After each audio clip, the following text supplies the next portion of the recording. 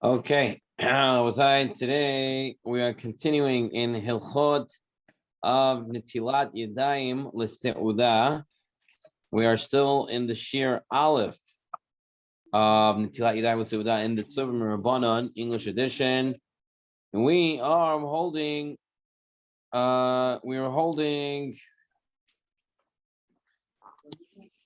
are we holding? I said we're holding on page 65. Yeah, we're holding on page 65. So what did we learn up until now? So we reviewed it this morning here in the shul. We'll just review it again. For the halachot, we said we have to use a keli to do nitilat yadayim. Comparing it to the keli they used when they did the ashes of the parah aduma, or when the kahanim washed their hands at the kior. Any type of keli is okay. We had a question about disposable cups. Right, and the Alkut Yosef said you can use it. Mincha Yitzchak said you can't. Or Letzion said you can use it if you designate it to use it again, so it doesn't become disposable. How much is a revi'it?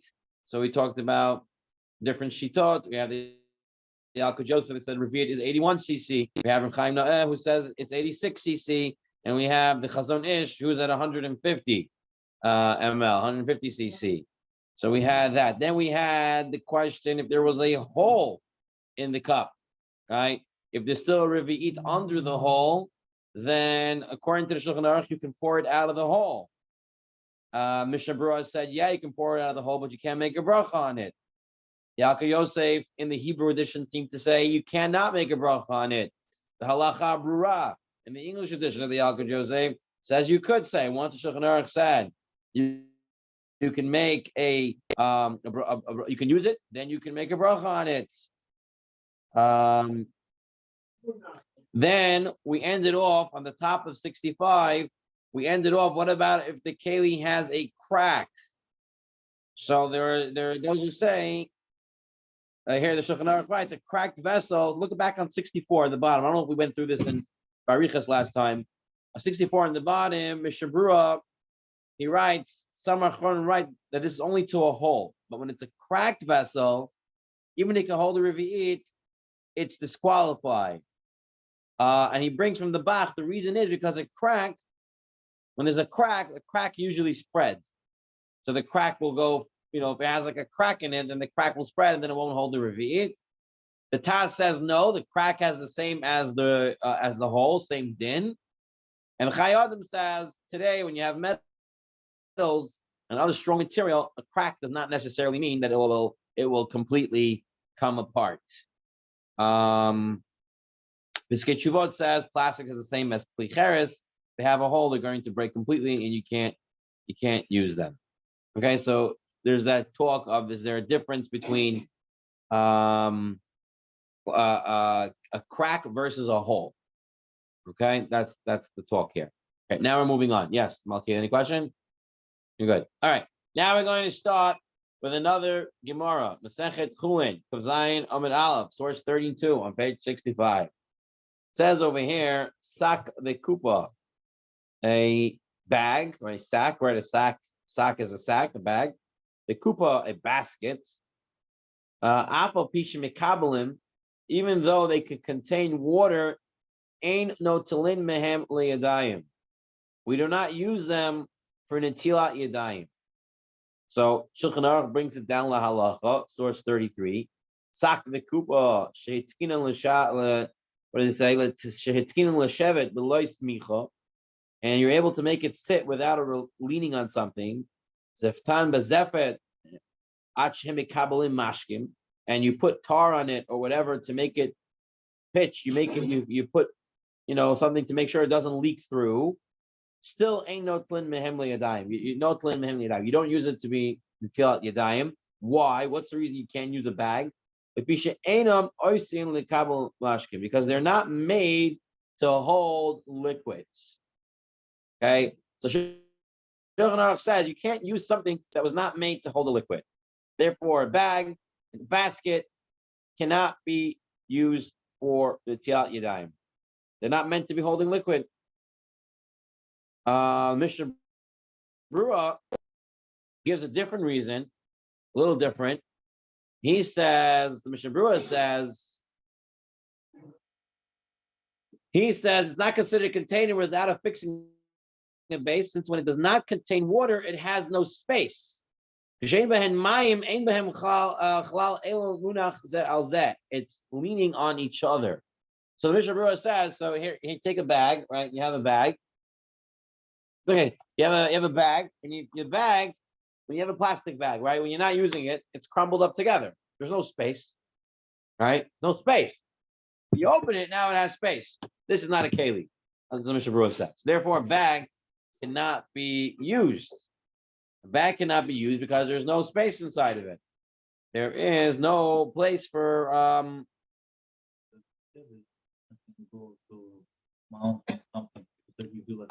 Fold the cup and then becomes the cup. a foldable cup. Yeah. Okay, we'll deal with that in a moment. If it's intended to use that way. If it's intended to use that way. So let's say a foldable cup. Okay, well, let's take a look in a minute. So Piskei Tshuvot, he says, we see from here that nylon, bigume, and rubber things. When there's no water, they come into each other. Therefore, they are unfit to be used. He says further, even if they were made to hold water and there's no hole in them, if you put in another keli,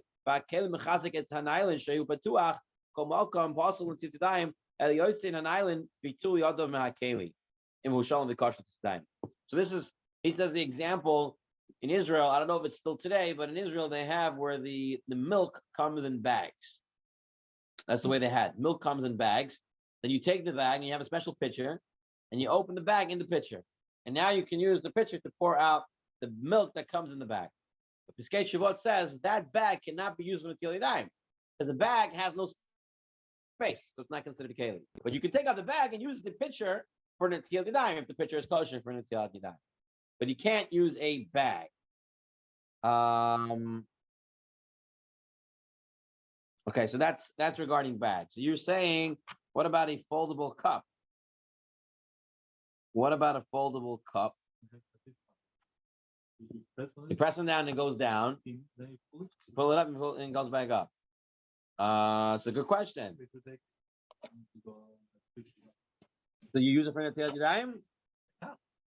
Can you use it for Netilat Yadayim? That's the question. It's so flexible, it becomes metal plastic, whatever you're saying. Does he bring here anything about it foldable? I don't see him bring anything about a foldable.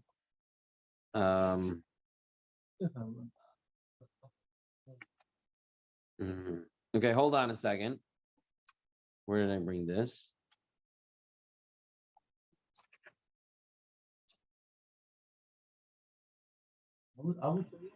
Since it's flat when it's empty and has no inner space at all. But you're talking about a plastic cup. A plastic cup that folds, there's still inner space. There's still a space there. Right? It folds into each other, but there's still a space, even though it's not a reveat. But it still has something where to put it. It's different than the bag. Yeah? Say that. Possibly say that. When you pat it down, it becomes really like this big. Pat it down. Right. But it still has space in it or no space? A little bit. 2 drops going to go inside. But it's still a shape. Shape of a flat disc. Of a flat disc. Okay, it's a good question. I'm not sure. I think that I think it should be okay. Because he's saying the whole issue here is using the plastic bag that has no space inside of it at all when you're not using it. And there seems to be a space. Let's see if we can clear it up going further. Let's see. Okay. Where are we? Okay, we're on source 36. Back to Gemara and Chulin, Kavzayin Amid Aleph. He's here, Amarava. If someone prepared the stopper of a barrel by hollowing it out until it contained the revi'it, one may wash its hands with it, even though it was not originally designed for this function. This ruling is taught in the Braita. If one prepared the stopper of a barrel for this purpose, one may wash its hands with it. Okay, so according to Rashi, the Gemara means that even if a vessel was not initially designated as such, it may be used for Yadayim if one fashions it into a vessel. But according to Tosfot, okay, let's not deal with Tosfot for a second. Let's just look at Rashi. So what is Rashi saying? So you have a barrel, and the barrel has a stopper, something that stops the water to come out. So you take out the stopper.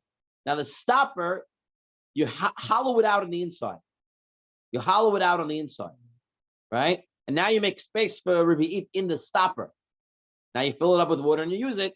According to Rashi, it's kosher because you changed it in order to be able to use it. Even though originally it wasn't designed to hold any water, but you change it to make it hold water, now it's kosher. So this would be example of your folding cup. Okay, whatever. But according to Rashi, that would answer your folding cup. You're taking your folding cup and you open it, right? So now you designed it in order to hold water. It's different than the plastic bag, because the plastic bag can never hold water, right? Right, it has no shape, doesn't have any place to hold. Okay. What page are you on? We're on page 66 on the bottom. That's why Rashi understood the Gemara. Tosfot, on the other hand, he says the issue is the stopper cannot stand by itself unless one stands it up. So the Gemara's thing over here, Shetakana, that he made it fixed it, is that he made it fixed it that he is able to stand on its own. As it's slanted and does not sit, source 37 and 67. The slanted does not sit, but leans like a cover for silver cups and a cover for pitchers. Fixing it involves widening its bottom until it sits without leaning. And before it is fixed, it may not be used for Netilat Yadayim. And its ability to serve as a container is not sufficient, since if one were to sit it without supporting it, the water would spill out of it, and it would not be left with the revi'it. And it was stated earlier that a vessel does not contain revi'it may not be used for Netilat Yadayim. So Tosfot says the issue is not hollowing it out, but rather making it stand. Okay? It has to stand on its own. And that's what a bag doesn't have. A bag can't stand down on its own. But a foldable cup, and you press it down, does sit by its own, does stand by itself. And then you fix it. We'll see. Okay.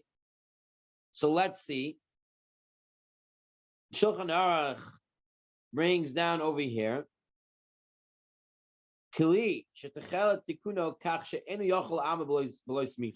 keli was made that it wasn't able to stand up without it leaning on something, and you can only use it by supporting it, it's considered a keli.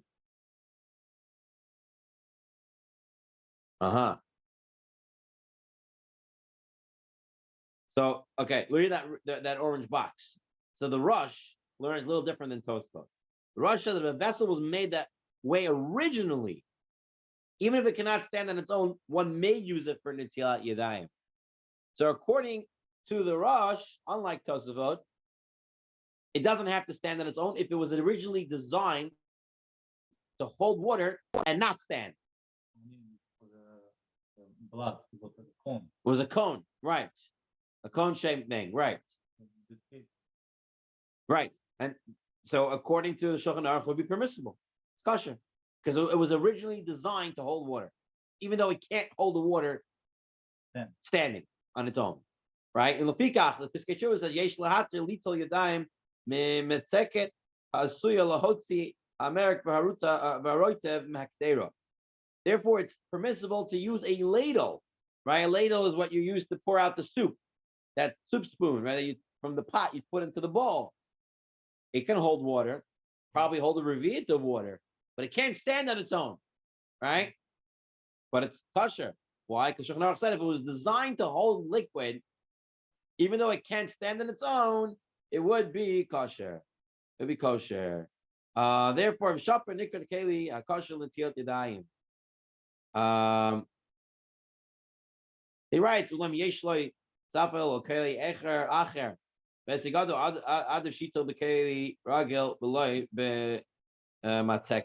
has another keli available, he should use that other keli. Okay, he can use that other keli. If he has another keli, it's better to do that. But if you don't, you have a non-standing keli that was designed to hold liquids, then that would be kosher. So unlike Tosfot, like the Rush, Cone-shaped cup for the water. cone-shaped cups for the water would be permissible. It'll be kosher because that's what the Shulchan Aruch said. That's okay, according to the Rush. Interestingly enough, look at the Alka Yosef on page 68. From a bottle, plastic, right? That already goes to the plastic, right? You know, the Alka Yosef disposable is okay. Shechavera Tempo. Apparently, there was a company called Tempo. I mean, Tzurim, they make plastic bottles in our days. Afshiyesh betachtito mitaken plastic.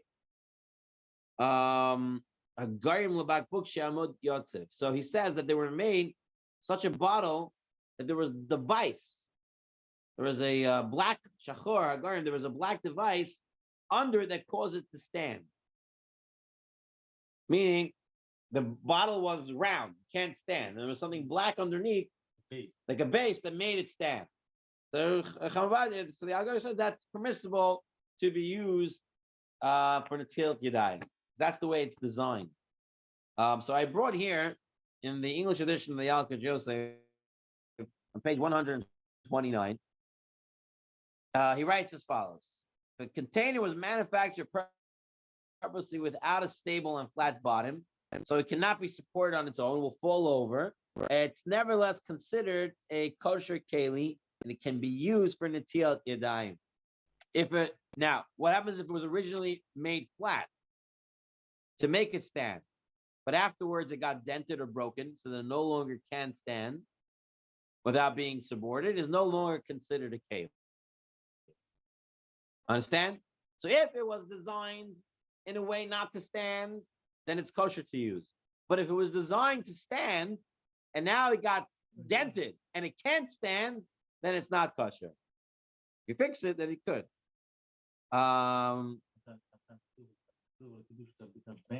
Right? It doesn't stand already. That would be a problem, yeah. If it cannot stand on its own, then it's a problem because it was originally designed to stand. That's what he brings down over here. Okay, so you have to add that in. That what? That if it's designed not to stand, kosher. If it was designed to stand and now it doesn't stand, you can't use it. Okay, now here in the end, he brings on the notes over here, he brings plastic bags. We talked about plastic bags. We talked about milk bags in Israel. Then he talked about pot covers. Can you use a pot cover? Okay. Can you use a pot cover for Netilat Yadayim? Certain pot covers are pretty deep. They can fill up with water. Can I now take the pot cover and wash? It's kind of sort of flat as well. It doesn't have a like roundish shape. Can it stand on its own? Not necessarily. It's gonna wiggle. The way it's designed, right? The knob is gonna make it go around. The knob will make it either, if you have a good knob, make it stand. Otherwise, it'll make it fall, right? And if you took out the knob, it also wouldn't be, because they're not flat. If you took out the knob, it also would be leaning to the side. We just learned something that's already designed to stand and it broke. You cannot use it. Right. But if you take it off, it's already as if it's broke because it's designed with the knob. I hear you. Okay, so what's the story? So he writes in conclusion, the pot cover or barrel cover is made specifically to be used when inverted to hold liquids, then it's kosher for Netilat Yadayim. You know, some new, especially for people who live in small apartments, so like, the whole new wave of small houses and all that. So they designed the pot covers to be able to hold stuff also, So in such a case, then it was designed to hold liquid that way. So then you're able to use it whichever way, right? If the cover was not made for this purpose, but sometimes you use it to hold liquids, only if it can stand flat and hold the wreath of water. If it's never used to hold liquids, then even if it stands flat, you can't use it.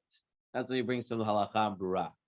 Okay, so pot covers, if you if it's designed to be used, then you can use it even if it doesn't stand in place. If it doesn't designed to use, then if it can stand in place, you could use it. If not, not. Okay, so he doesn't seem to be talking here anywhere about the folding cup. But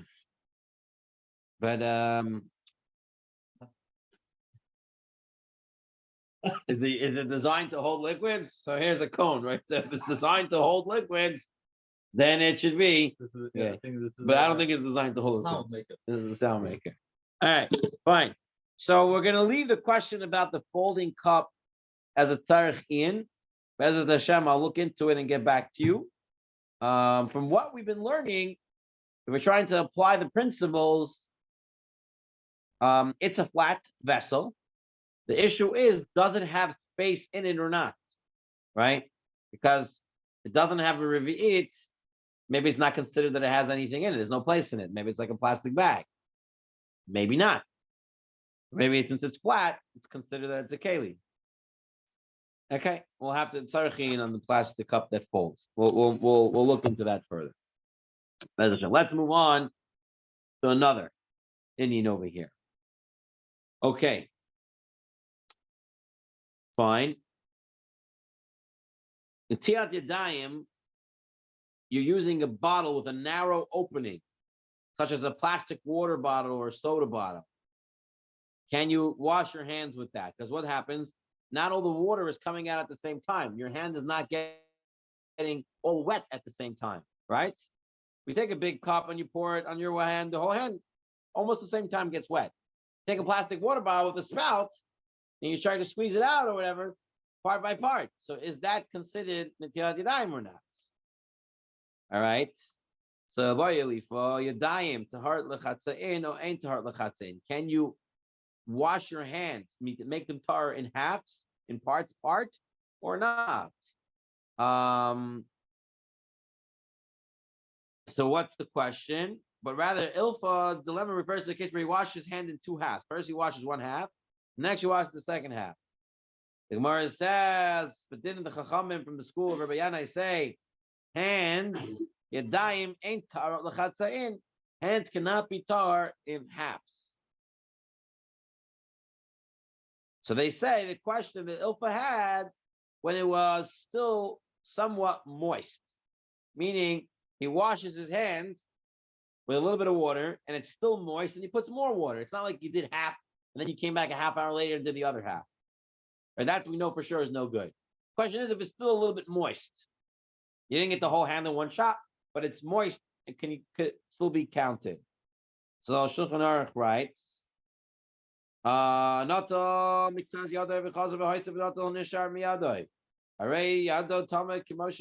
someone washed his hand, half his hand, then went back and added more water, washed the remaining part of his hand, it's tamei.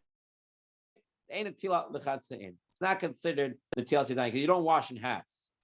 If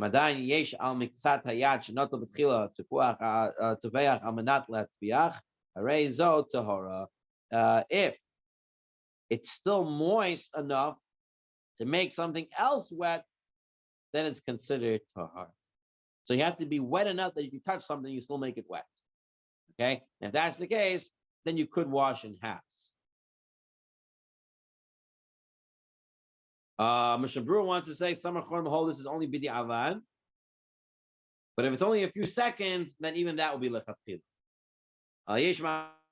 Achrim shekot dafka b'di avad ain't tzarich l'chzar v'lito. Av l'chatchila tzarich l'ito l'bat achad kol hayad. Lav dafka b'shvicha ad. It doesn't have to be in one pouring. It will feel b'shtei shvichot kol shelo shahaya ben a time klal k'shvicha achad dami. As long as one did not pause between each act of pouring, it's considered one act of pouring. So according to Mishnah Berurah, as long as you continuously pouring it, it's considered one wash. It's not even considered half-half. That's okay. According to Mishnah Berurah, half-half, even though it's still wet, is bidi avad. So that's a sha'arim hametiyanim b'halacha. He brings down that a bottle with a narrow opening for Netilat Yadayim is permitted as long as one pours the water continuously. Okay, and obviously this all assumes that disposable cups or vessels is permissible for Netilat Yadayim. because otherwise there's nothing to talk about. When you use a plastic bottle to spout to spurt out the water. Spring water Okay, bottle so is what do we okay, come out? right? So you have a water bottle and you want to use it for the Spring, Yadayim. spring water. Yeah, yeah. Let's say I'm in a car. I don't have no nothing to. I want to eat bread in Right. the car. So what you should do is do it continuously. Continuously spray it. Don't stop. The whole Right. hand. Make sure the whole hand, Right. whole hand gets the Continuously water. do it for the whole hand, and don't stop. Because if you stop, then you're going to come into a bidi avad.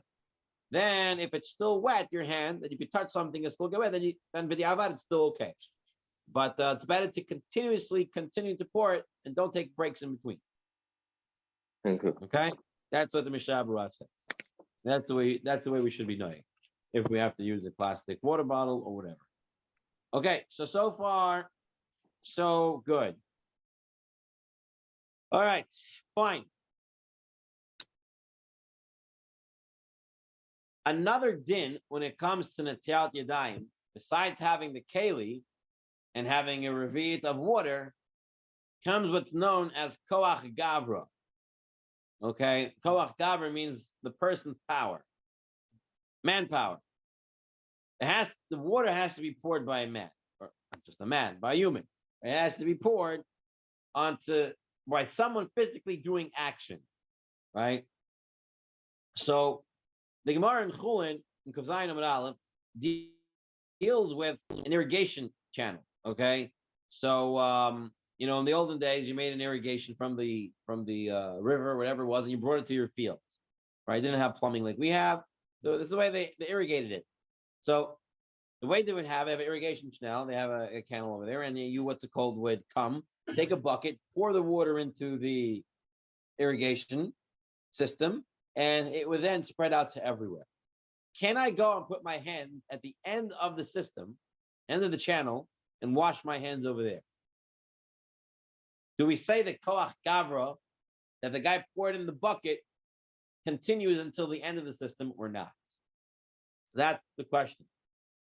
So Rav Papa says, with regard to this irrigation channel, to which water is poured from a river using buckets. So the first part, using the bucket, pouring from the bucket, is fine. The person is doing it, which then transports the water to the fields.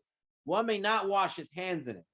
The reason is that water does not come from a person's force. Lo atumikov gavra doesn't come from a person's force. It moves by the force of the current in the channel. But if one draws his hands near the bucket, but he put his hands originally where the bucket was being poured into the system, then it would be okay. Because then it comes from the koach gavra, and one may wash his hands with it. Okay, everyone got the scenario? So you have the irrigation channel, right? So here's my liquid, here's my bucket, and here's the irrigation channel. I put it in here, and this leads it to the whole system. So if I'm pouring it at the top, and I'm washing my hands right in the beginning, that's koach gavra, because I poured the bucket into there. But if I go at the end of the irrigation channel, right, there no longer is considered a koach gavra, and therefore it's not going to be permissible to be used. Let's now take a look. According to the Gemara, the concept of koach gavra disqualifies merely placing one's hands in the water irrigation channel, since the water does not move directly due to the force of a person's act of pouring. Right, not a person pouring anymore. Replacing one hand underneath the bucket is effective, since the bucket is being poured directly by a person, and it's qualified as a koach gavra. Says the Shulchan Aruch, tzarich she'yavo hamayim mikoach notin. It has to come from a person who gives. Someone has to be pouring it. And he gives the whole example. Draws water from a river and pours it into the channel, and the water streams from it to the water field. One may not put his hands in the channel so that the water will wash them, because the water does not come through a person's force, as the force of the original act of pouring has ended. But if he puts his hands near the spot where the pouring takes place, even if he doesn't actually put them in the water, so as long as you put it somewhere in the beginning where it's still considered koach gavra, that would be permissible. Still deemed coming to his force. Okay, that's the Shulchan Aruch. Shulchan Aruch says, as long as it's coming close to the koach gavra, it's good. Exactly what he defined, how long it is, I don't know. But as long as it's close to the place, So some are right at the top. That's fine. So now our question is, we all have faucets in our house. Can I wash my hands directly under the faucet? Does opening up the faucet considered a koach gavra or not? Now, if you open the faucet and put it in a cup, and then you pour it from the cup, that's fine. That's koach gavra. You're pouring it from the cup. I don't have a cup. I ended up in the airport. I don't even have my foldable cup. I'm not sure if we can use a foldable cup. I don't even have my foldable cup. I don't have any disposable cup. And I have a very good pastrami sandwich, and I'm dying to eat it. And I want to make it Netilat Yadayim. Can I open the faucet and wash my hands under there? Consider that an Netilat Yadayim or not? So does opening a faucet continue koach gavra? And the second thing we have to look at it, if the faucet is attached to the wall, is that considered a keli? Is it coming from a keli? Because you're just opening it from a pipe. Pipes are not necessarily kelim. There's a big bucket outside. If you ever try to hide with a blue big bucket. Big bucket is far, far away from here. The pressure of the water. Right. So this is a kettle. But is that Where the water is that to open it? is that really koach gavra? Am I causing that to happen? Or my water is coming from the pipes? So let's take a look. Let's step one step at a time. Let's start. So the Rosh in Chulin, he writes over here concerning a water in a barrel that has a stopper. So you have water in a barrel. Can I do the Netilat Yadayim? One can detach the stopper and return it for every act of pouring, and they will be indeed considered koach gavra, since by detaching the faucet, the water spills out. So you have the barrel, you take it out, and you wash your hands underneath it. But you don't have to put it in a cup. I'm washing my hands directly under the barrel. So he's saying it's koach gavra. Since by detaching it, the water spills out. You're causing the water to spill out. Pulling out the stopper causes it to spill out. So that's what you're trying to say. When I open the faucet, I'm causing it to spill out. So I made it. So it's my koach. So according from the Rush, up until this point, we didn't look at all the sides yet, but according from the Rush, opening the faucet is like opening the barrel, and you're causing the water to come out. Is it the one that comes like a fruit punch? The thing. Let's They say take on the a trip, barrel for so. a fruit punch. Yeah. You're opening the stopper. Right, and it goes close. Yeah. So it's you're causing it to happen. So Shulchan Aruch says, if there was a stopper in a hole and one removed it and thereby received water in his hands, this is indeed considered a koach gavra. Chashuv shaper koach gavra. So he writes, but you have to keep attaching and detaching it for every pouring. What does that mean for every pouring? For every spurt, the Mishnah Berurah says. Meaning, every time you're supposed to wash your hands for spadadim 3 times each, right? So every time you have to open and close the faucet, each one. 1, 2, 3, that would be considered a koach gavra because you're opening and closing it each and every single time. Okay? So if you had the barrel, right? Let's not go to the sink because the sink is different. But barrel, you had the barrel and you want to wash your hands with it. You open the barrel once for one, wash 2, 3, 4, 5, 6 the other hand, and now you can make a bracha. Kula alma, everyone is going to say that's considered koach gavra. Okay. What did I write here? 136:16. Here in the Yalkut Yosef English edition on page 136, a barrel has a hole near its bottom, and it's blocked with a stopper. And someone removes the stopper and places his hands under the ensuing flow. This is considered an example of koach gavra, and it's valid for Netilat Yadayim. Removing the stopper is considered an act of pouring. This is true, however, only when the water that bursts out of the barrel during the first moment after the stopper is removed. Therefore, in order to fulfill the mitzvah, it will be necessary to pull out the stopper and replace it in the hole several times until enough bursts of water have come out to perform Netilat Yadayim. Okay? So far, so good. You have to open and close it every time from the barrel. All right. Now, He brings over here from the Biur Halacha that Bidya Avad, if you only open it once and then you wash all of it underneath it, Bidya Avad, it's okay.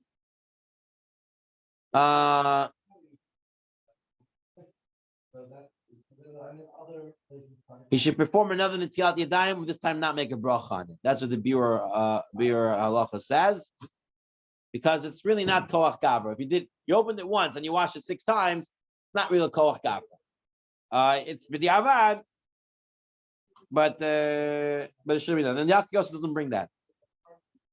He says it has to be every single time. Yeah, you do that. Okay, now we have to deal with the sink. Okay, so we know that opening and closing something, that's considered you making it come out. Now the question is the sink a keli? Is the sink a barrel? Is it holding water? What is it? Right? I don't think you can make Netilat Yadayim putting it in the rain or in a rain shower or something like that. You have to come from a keli. It has to come from something. You have to take it from somewhere. So let's take a look.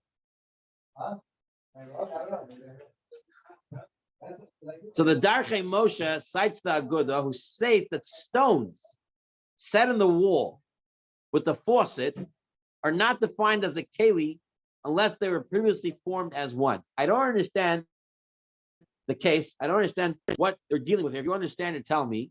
He says over here, in Darchei Moshe, it seems to the read that one may not wash his hands in stones that have formed a receptacle and have been set in the wall with a stopper. But if it was a vessel first, and only then did he detach it to the wall, then one may perform it Netilat Yadayim. The Ramah says similarly, one may not perform Netilat Yadayim with stones set in the wall, the one made into a container with a stopper. But if they were first a vessel and then attached to one, come perform the Netilat with it. What to take out from here, I understand, is that if you have the keli and then you put the keli there and then you take the water from there, then it's from a keli. But if you have the water there and it just happens to be there and it doesn't come from a keli, you can't make it into a keli afterwards. Meaning it has to be a keli first. It has to be a keli first. Mishnah Baraz says, the Netilat Yadayim needs a keli. And since the stones are set on the wall, they have the status of the wall and not of a keli, even though he made them into a keli afterwards. So you have to be a keli first, not a keli afterwards. Okay? So the Or L'Tzion, Rabbi Tzion Abba Shaul, discusses the faucet. And he says a faucet is not a keli. Rather, it's merely the location from which the water emerges after being transported through the pipes. So the keli is miles down in the reservoir. You're opening the pipes, you're not getting the water from the keli, you're getting the water from the pipes. And that's not a keli. 10 years ago, it wasn't a keli. It's not from a keli now, it's far away. It's not Koach Gavra anymore, it's like the irrigation channel. It's far away.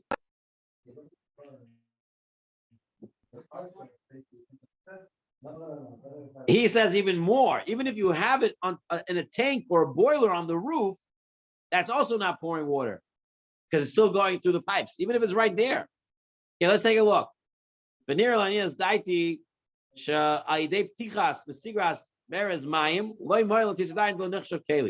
Opening and closing the sink is not considered getting it from a keli.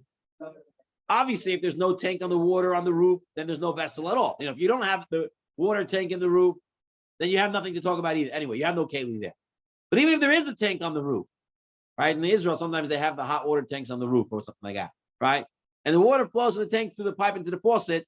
This is also not considered to be a keli, as the water from the tank is not poured directly onto his hands. You're opening the pipes and it's going through the pipes. So it's not considered directly, but rather goes through a pipe from the pipe onto his hands, which is merely now the heavy koach kocho. It's a secondary force. One force causing it. You opening the faucet causes it to come from the keli into the pipe. So it's a koach of a koach. And therefore, it's not good for Netilat Yadayim. So the Yalkut Yosef says, ideally, one should not wash by opening and closing the faucet, but rather should use a vessel. Shouldn't do that. Nonetheless, one who is lenient in the case of pressing need, shasatcha, he doesn't have a keli, it's okay. That's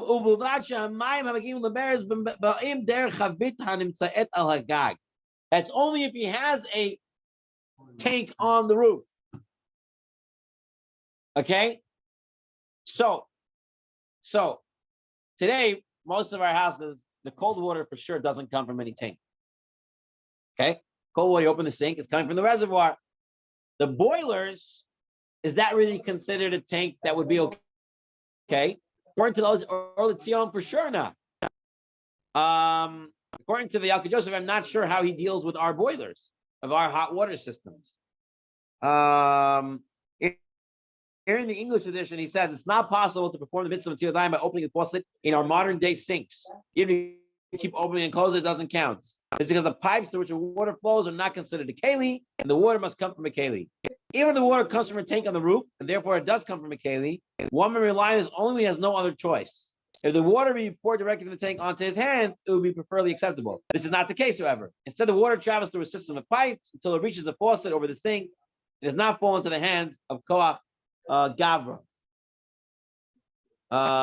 So my question on this is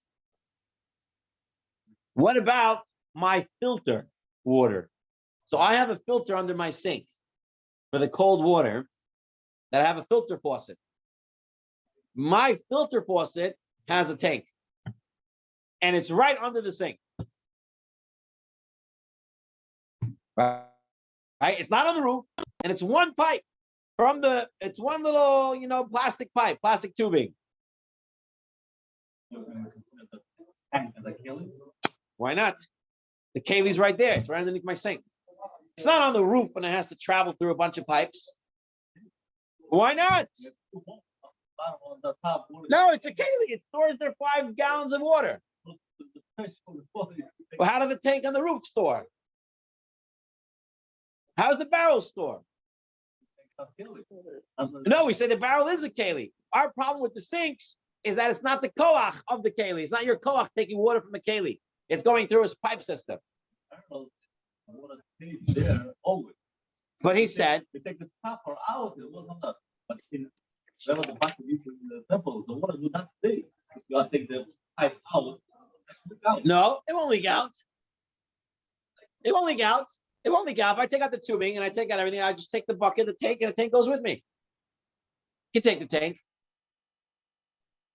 So I would venture to say that I would think that b'shas chak you can use that. B'shas chak we can use the if your filter has a tank. Not all filters do tank. Some filters just do direct. But if your filter does a tank, then if you don't have a keli, you can technically open the faucet from the filter faucet, right? I have a separate faucet on the side. It's a filter faucet, and it comes directly from the tank. And that's a koach gavra. That's my power. Because Yalkut Yosef wants to say, I can use the one on the roof. If you can use the one on the roof, then I can definitely use the one under my sink. I would say it's even better to use the one under the sink because it's much closer and it's going through less tubing, going through less piping, right? That I would venture to say that. Filter is usually very small. Say what? Filter is usually smaller than a regular faucet. Like The you gotta tank, really the like faucet is small. to do the whole hand. It's good. It's like a whole, But we can do half as long as it's still wet, or continuously do it. All right, continuously do it. That's fine. You leave. So you open it once, continuous the whole hand, close it, open it again, do the whole hand again, close it, open it again, do the whole hand again. Dude, what are you talking about? The water tank under the sink, and you have a water tank for a filter. Sometimes you have filters that come with the water tank. So now I open the faucet. Can we say it's a koach gavra because the tank is right there? The whole issue they're saying here is that the reservoir is far away. It's going through a lot of piping. Yeah, from Yadayim. It says here, b'shas chak, if you have the tank on the roof, the heater, in Israel, they have the water tank. So b'shas chak, you can use it. So I'm saying if I have the filter faucet under the filter tank under my sink, And you close it and open it 3 times. This hand, 3 times that hand. It's better than on top of the roof. You think gravity is called kapra? No, he's saying that the issue. He's saying that the turning on and off of the faucet would be considered a koach gavra when it's less piping. When it's Yadayim, Yeah. No, I'm saying for bread or for stuff. For bread. It's for bread. The whole sugya with bread that has to be in a coaster. Right. So are we saying that is close enough? I mean, is that a vessel enough? It's a keli enough. Koach gavra. Okay, so he says that if you have it on the roof, you can use it. I think if it's under my faucet, it's much closer. It's much less piping. It's really my koach gavra. I'm turning it on, turning it off right there. Okay, I was saying, b'shas chag, if you didn't have a keli, you could definitely rely on that better than the tank on the roof. Okay. Well, The one in the houses comes with the tank, and the apartment buildings, is there a difference? Depends what you get. Depends on the filter you get. So I used to have the filter that kind of went direct. It was from the cold water straight. There was no tank. Now I have the one with the 5-gallon tank that it filters the water. It goes into the 5-gallon tank, and then when I open the faucet now, it's coming from my tank, and it's right underneath. And it's just one little plastic tube that leads up to the faucet. Okay, fine. So the Piskei Teshuvot says from here we learn that sink faucets that are found in every home, not to be used for Netilat Yadayim, would not be considered a koach gavra. Again, here he's talking about when you're opening it, you're taking the water from the reservoir, you're taking it from the piping, not considered a keli, and definitely not considered a koach gavra from the kois.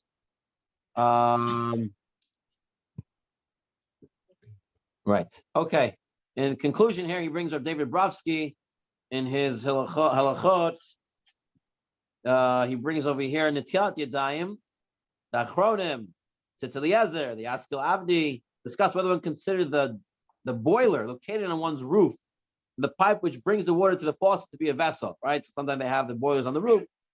The Tzitz Eliezer permits one to wash from a faucet, opening and closing the tap. And Shas Hatchak. Nowadays, cold water is not stored in boilers on the rooftops, and hot water, depending how it's heated, is often not stored in a separate boiler. Accordingly, one should not wash his hands from a faucet. So according to our conclusion here, if I'm in a public area like a mall or an airport and I don't have a keli to wash my hands, I cannot use the sink faucet to do Netilat Yadayim. I would have to deal with when you don't have how you eat, when you don't have what to wash with. There's ways you can eat bread, but you would have to do it that way. We'll get into that later. But right now, what we came out with is most faucets are not kosher for Netilat Yadayim. You've seen people put on the faucet and they put their hand underneath. And for Netilat Yadayim for bread, that is unacceptable, not kosher. It's not good. Not acceptable. Okay, it has to be a koach gavra. What about after bathroom? I read somewhere that it's okay to do that. To just say 1, 2, 1, 2. No? But after bathroom, you don't have to do with a cup at all. I don't know. Okay, got it. But you can just wash your hands with soap out of the bathroom, and that's enough. You can make ashayatze. You don't have to do 3. You don't do any of that. Okay. That's even like a pillar, you say. Right. Make a day. You don't have to. Okay. Fine. We did that. Very good. So we came out. Faucets, no good. All right. So he brings here an interesting halacha. I'm gonna wrap up with this. I'm gonna have to. I don't know if we're gonna leave a little early, but I'll wrap up with this halacha. Okay. Interesting halacha here. All right. I want to eat bread, and I want to eat a lot of bread. So I go and wash my hands. Make a bracha on Netilat Yadayim.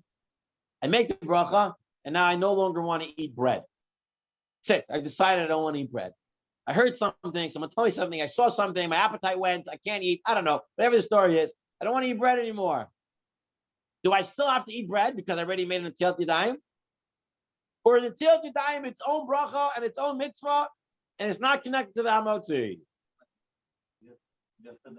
I said Yadayim. I wanted to eat. I took out my bagel and cream cheese sandwich. I didn't say Hamotzi. I went and washed my hands. I said on the Hills Yadayim. I sat down, I started singing, and then I said, nah, I don't want to eat it. Yeah, but now I don't want to eat it. So I have to still eat it? So let's take a look. So he brings from the Ritzvah and Chulin. He brings as follows. So look in the bold part. We're on page 76, source 57. One who washes his hands to eat and recites the bracha of Al Netilat Yadayim, and then changes his mind and does not want to eat now. He says, Ein bekach klum, no problem. And we do not force him to eat in order for him not to make a bracha lebatala. Ritva seems to be saying that, what does he say? When he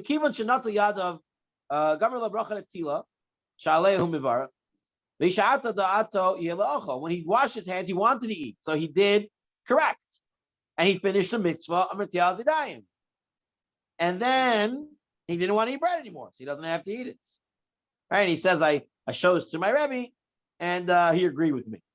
Okay, so the Ritva says, interestingly enough, if I wash my hands for Netilat Yadayim, I really wanted to eat. I wanted to eat enough bread. And I washed my Netilat Yadayim and I said a bracha. And now I decide I don't want to eat after I wash my hands and said the bracha. Ein bekach klum, no problem. You don't have to eat. What the bracha? The bracha was the Netilat Yadayim. Netilat Yadayim. And I finished it. Like what it so Rav Pesach Frank, he wants to explain the rationale. He says as follows. Look at the orange box in 76. The halacha is the one who hears a bracha, the one knows is a bracha levatala, should not answer ameh. So if you hear someone making a bracha, there's a bracha levatala, you don't answer ameh. If only such a bracha, if you wanted to listen to fulfill your obligation, you cannot fulfill your obligation through it. Because you made a bracha levatala, you can't answer ameh, and you shouldn't fulfill your obligation. Okay, that's the Magen Avram. On the other hand, if one listens to a bracha over a beverage with the intent to fulfill his obligation, and then the beverage spilled, the second individual can now drink his cup. He has fulfilled his obligation. Even the bracha seemingly became bracha levatala. What is the rationale for the distinction? So Frank explains, it's all both from the Magen Avram. Frank explains that in the second case, the bracha was necessary at the time it was recited, while it's unnecessary in the first case. So he says as follows. So the case he brings is as follows. Someone says, Chakal Yadvara, and he wants to drink it, and the cup falls. And you were planning to be Yotzet or Hishahakal, you could go ahead and drink your beverage without saying your bracha, because you answered the mate to his bracha, to Yotze your bracha, and even though his drink spilled and he can't drink it now, the bracha was said legitimately. It wasn't like he said Shahakal without anything around him, or he just made a bracha levatala, whatever it was. No, he made a legit bracha. Now he can't drink it. No, you just answered the main. And now you can drink your cup. It's the same thing here. The guy made the bracha on Netilat Yadayim. He really wanted to make the bracha. He really wanted to eat bread. So he finished that. But not making a hamotzi is not making a bracha levatala to Netilat Yadayim. That's what he wants to say. Or it could be a case where he thought the meal had bread and then he washed, and there's no more bread. Everybody took all the bread. Very good example. So the guy comes to a party, he goes to wash his hands to the dime, he comes out and everyone ate all the bread already. There's no more bread. So now he's stuck. Okay. That's perfect example. That's a very practical example. Good. Nothing. According to the Ritva, it's not a problem. Just continue with life. It's not considered bracha levatala. You didn't do anything wrong. And he brings over here Shas Shuva Hartzvi, right? That says the guy who spills it, right? He didn't lose his mitzvah, right? The b'shas bracha kedin asa, uve'emet ein zeh bracha levatala. When you make the bracha at the moment correctly, then it's not a bracha levatala. So Netilat Yadayim is Netilat Yadayim. I wanted to eat my bread, and then I came, and everyone ate it up already. I don't have to. It's not a bracha levatala. The Stei Chemed, learning from the Rashba, says no go. If you made it Netilat Yadayim, you're now going to be forced to make a hamotzi. Otherwise, it's going to be a bracha levatala.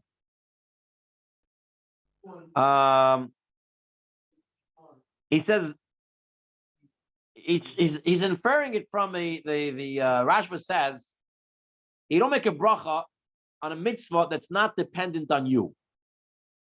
right? For example, you want to get tzedakah. You don't get a bracha on tzedakah. Why? Because tzedakah is not on you. Because you have to give it to the poor person. What if the poor person is not around, but the poor person doesn't want to take it, or whatever happens, something in between? It's not on you to fulfill the mitzvah. Therefore, you can't make a bracha on it. According to the Rashba, reading the orange box over there, the beige box, no bracha is recited upon the mitzvah whose fulfillment depends upon the actions of another person. It would seem then, according to the Rashba, one's bracha is nullified if the mitzvah is not performed. That's why you don't make a bracha on those mitzvahs, because you can't do them. Therefore, if you don't do it, it's not considered a mitzvah. You didn't finish the mitzvah. So Sfei Chemed wants to learn. One could conclude that the Rashba would require one who recited a bracha of Netilat Yadayim to at least eat a kibetza of bread. He brings it from Rabbi Tzal Stern in his Betzela Chachma. I saw in the Sfei Chemed that he cites the Ritva. If one made an Netilat Yadayim and then changes his mind, there's no issue. We do not require him to eat. And the Sfei Chemed writes that the Rashba disagrees. For if it were so, then the Chazal should have instituted a bracha for the mitzvah tzedakah and other mitzvahs. Therefore, the Sfei Chemed concludes that if one recited a bracha on Netilat Yadayim, you press himself to eat some bread. So it's not a bracha levatala. Apparently, that otherwise, if Netilat Yadayim is not connected to Hamotzi, you would not be able to say Netilat Yadayim bracha. That's what he wants. The Sfei Chemed is inferring from the Rashba. Rashba doesn't say this clear out. The Sfei Chemed wants to learn that if the whole point of washing your hands is to eat bread, then it wouldn't allow you to say the bracha on washing unless it was you had to eat the bread. That's what the Rashba wants to say. Not that it's separate. But he continues and says, but there is no proof that the Rashba actually disagrees with the Ritva about this rule. The Sfei Chemed is inferring this. He says he can't really compare the cases. As the Rashba is discussing cases where even at the time of the bracha, there's already concern whether he can perform the mitzvah, such as the poor person will not accept the tzedakah. So then, there, and you will understand. But in our case, it's not the same. It's no other person not letting him do the mitzvah. It's him himself. So he's saying you can't compare the two, because the Rashba is talking about two different people. Right? I'm doing mitzvah tzedakah, giving it to someone else. Or it's tzedakah that's dependent on someone else, something else. But here, I really want to eat bread. It's not dependent on anything else. I want to eat bread, and I'm doing it. I'm washing my hands. And afterwards, I change my mind. Or there's no bread. Right. But if my plan was to eat it. Right. So, Alamai, what do we do? In the Halichot Olam, Chabaladia writes over there that the halacha is like the Ritva. And therefore, if you made a bracha on Netilat Yadayim, wanting to eat bread, and then you change your mind, or there's no bread available, it's not considered a bracha levatala. However, he writes that it would be better if you can find bread and eat it, because you did make a bracha on Maisa, and we should be, concerned for the Sfei Chemed's interpretation of the Rashba, and therefore a person should be somewhat worrisome for that.